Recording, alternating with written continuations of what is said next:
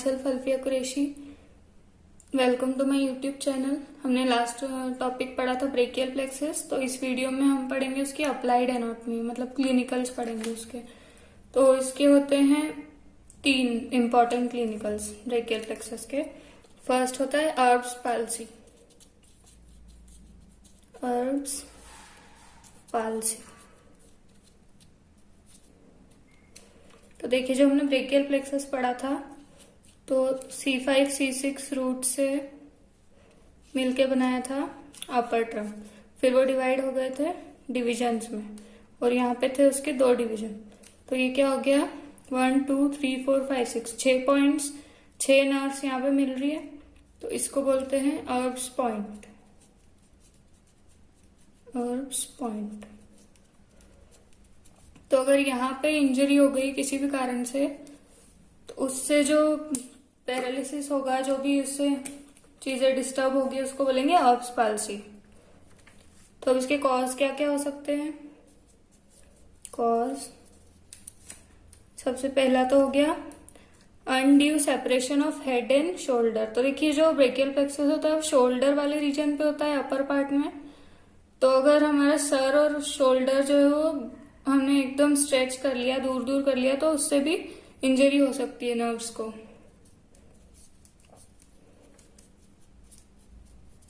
Undue separation of head and shoulder. दूसरा क्या होगा, डिलीवरी के टाइम पे अगर बच्चे का हेड और शोल्डर ज्यादा सेपरेट हो गया तो उससे भी इंजरी होगी। वो तो डेलिकेट होते हैं बच्चे, तो उनको इंजरी हो सकती है, तो बर्थ के टाइम पे। और तीसरा, एनेस्थीसिया की वजह से भी नर्व्स में इफेक्ट हो सकता है।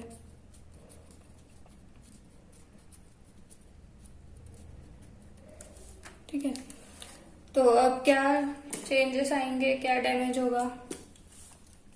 तो डिफॉर्मिटी।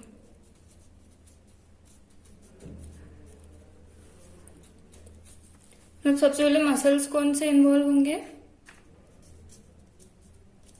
मसल्स होंगे bicep brachii, brachialis, brachioradialis, brachioradialis और डेल्टॉइड। ये मेनली डैमेज होंगे, और फिर सुप्रा और इंफ्रास्पाइनेटस में भी कुछ डैमेज हो सकता है। सुप्रा एंड इंफ्रास्पाइनेटस। तो डिफॉर्मिटी क्या होगी, इसकी जो डिफॉर्मिटी है उसको एक स्पेशल नाम दिया गया है, पुलिसमैन्स टिप। पुलिसमैन्स टिप या फिर पोर्टर्स टिप। वो मैं आगे बताती हूँ कि ये नाम क्यों दिया गया है। तो डिफॉर्मिटी क्या होगी, सबसे पहले आर्म में क्या नहीं हो पाएगा, मतलब आर्म हो जाएगा अडक्टेड एंड मीडियली रोटेटेड। ये पोजीशन हो जाएगी आर्म की। और फोर आर्म की क्या हो जाएगी, four arm will be extended and pronated.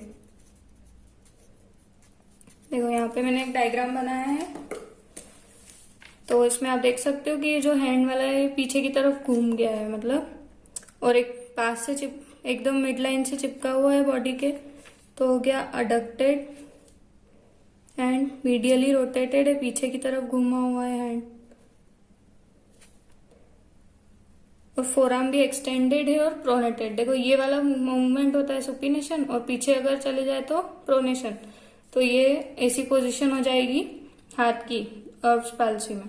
तो इसको पोर्टर्स टिप, पुलिसमैन्स टिप क्यों बोला गया है, कि अगर हम टिप रिश्वत देते हैं तो उस टाइम हम धीरे से ऐसे देते हैं ना, चुपके से पीछे हाथ करके, तो इसलिए उसका नाम ऐसे दिया हुआ है। तो ये हो गया ऑब्स पाल्सी। अब देखते हैं कि कौन कौन से मसल्स कौन सा एक्शन लॉस्ट हो जाता है। तो सबसे पहले आर्म में कौन सा लॉस्ट हो गया एक्शन, एबडक्शन, तभी अडक्टेड हो गया आर्म, तो एबडक्शन। और लेटरल रोटेशन, लेटरल रोटेशन वाला एक्शन नहीं हो पा रहा है, इसलिए आर्म हो गया है मीडियली रोटेटेड। और फोर आर्म में मतलब जो मसल्स ये एक्शन कराने वाले मसल्स होते हैं उनमें हो गया है डैमेज, क्योंकि उनका नर्व सप्लाई, उसकी नर्व्स डैमेज हो गई है, इसलिए ऐसा पैरालिसिस हो जाता है। फोर आर्म में क्या लॉस्ट हो गया है, फ्लेक्शन और सुपिनेशन। तो ये हो गया अर्ब्स पाल्सी। सो नेक्स्ट है क्लम्प केस पैरालिसिस।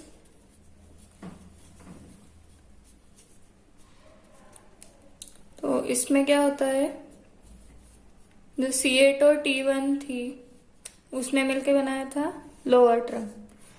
तो अगर लोअर ट्रंक में इंजरी होगी तो होगा क्लम्प केस पैरालिसिस। तो इसमें रूट्स कौन सी हो गई, C8 और T1। और मसल्स, सबसे पहले कॉज क्या हो सकता है, कॉज होगा ओवर एबडक्शन। ज्यादा अगर एबडक्शन हो गया, स्ट्रेच हो गया आर्म का, तो इंजरी हो सकती है।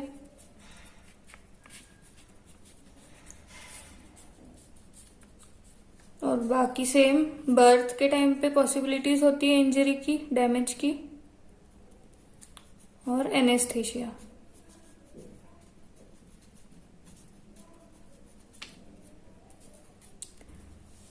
मसल्स कौन कौन से इन्वॉल्व होंगे,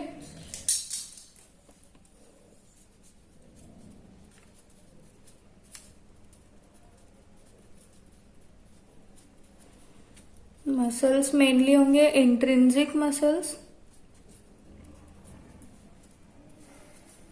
इंट्रिंसिक मसल्स ऑफ हैंड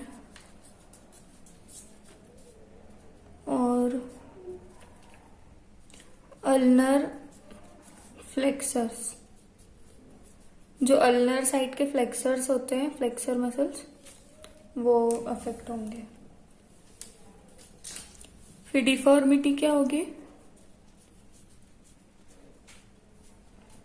इसकी डिफॉर्मिटी को एक नाम दिया गया है क्लॉ हैंड। क्लॉ हैंड, इसमें क्या होता है कि जो मेटाकार्पोफेलेंजियल है, मेटाकार्पोफेलेंजियल जॉइंट, उसका हो जाएगा हाइपर एक्सटेंशन। देखो ये होता है मेटाकार्पोफेलेंजियल, मतलब मेटाकार्पल्स और फेलेंक्स के बीच का जॉइंट, इसमें हाइपर एक्सटेंशन एकदम स्ट्रेच हो जाएगा। और इंटरफेलेंजियल में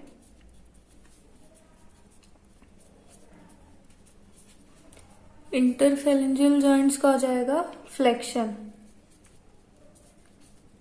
तो ये हो गया हाइपर एक्सटेंशन और इंटरफेलेंजियल का हो गया एक्सटेंशन। तो ऐसी पोजीशन हो जाती है हैंड की, उसको बोलते हैं क्लॉ हैंड। और इसके साथ जो T1 है उसके सिंपैथेटिक फाइबर्स अगर डैमेज हो गए तो एक डिफॉर्मिटी होती है हॉर्नर्स सिंड्रोम। हॉर्नर्स सिंड्रोम, इसमें क्या होगा कि जो आईलिड है वो ड्रॉप हो जाएगी, मतलब बंद हो जाएगी, उसको बोलते हैं टोसिस।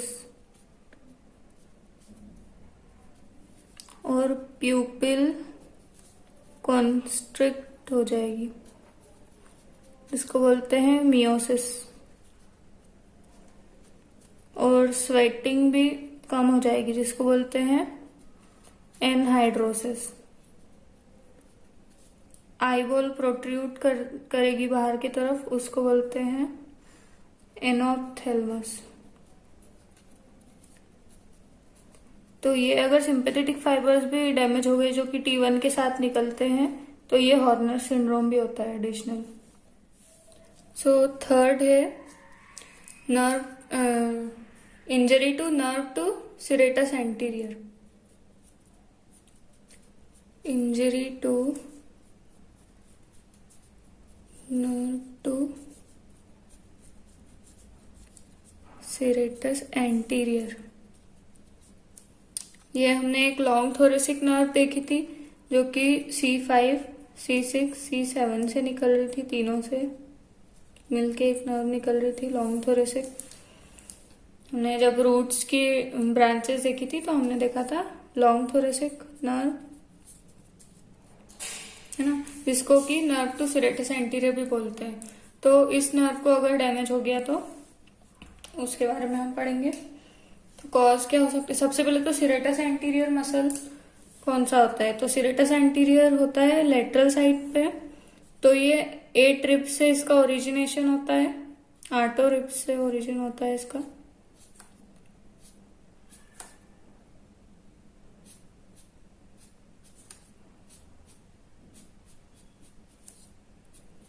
और इंसर्शन कहाँ पे होगा?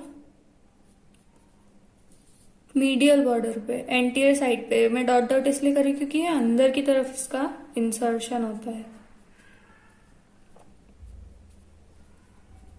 तो इसका एक्शन क्या होगा? ये जो मीडियल बॉर्डर है इसको पुल करके, मतलब पकड़ के रखती है जो भी मूवमेंट होता है उसमें। जब हम पुशिंग वाला मूवमेंट करते हैं तो क्या होता है, लेटरल बॉर्डर जो है वो आगे की तरफ जाती है, तो उससे क्या होगा, मीडियल बॉर्डर प्रोमिनेंट हो जाएगी। तो ये उसको रोक के रखती है, टाइट होल्ड करके रखती है। और इंस्पिरेशन के भी एडिशनल मसल्स में काम आती है। तो अगर इसको डैमेज हो गया तो क्या हो जाएगा? Winging of scapula. सबसे पहले कॉज देखते हैं डैमेज कैसे हो जाएगा।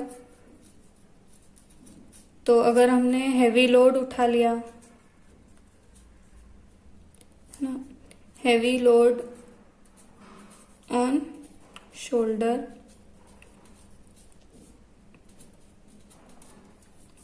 या फिर फॉल फ्रॉम हाइट, बहुत ऊंचाई से गिर गए तो डैमेज हो सकता है।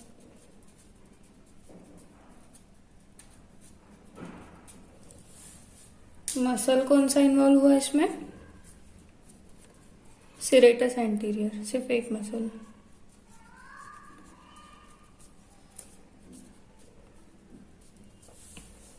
और डिफॉर्मिटी,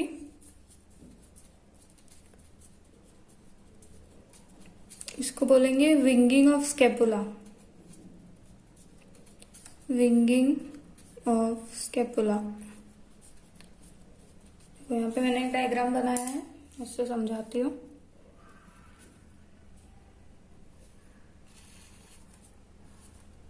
ये है बैक व्यू, बैक का। तो अगर हम पुशिंग वाला मूवमेंट करेंगे तो देखो ये दीवार पे फोर्स लगा रहा है, जो भी है। तो क्या हुआ, इस तरफ की नर्व डैमेज हुई तो क्या हो गया, मीडियल जो बॉर्डर थी स्कैपुला की एकदम प्रोमिनेंट हो गई।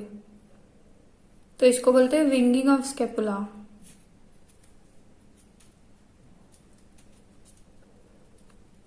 ये साइड में कोई डैमेज नहीं हुआ इसलिए इसमें नॉर्मल है, कोई विंगिंग नहीं, कोई प्रोमिनेशन नहीं हुआ। और इस साइड डैमेज था इसलिए हो गया विंगिंग ऑफ स्कैपुला।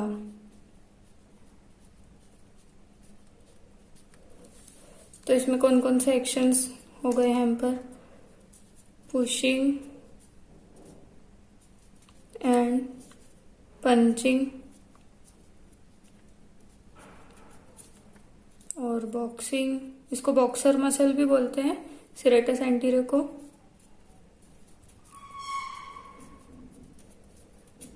और फोर्सफुल इंस्पिरेशन।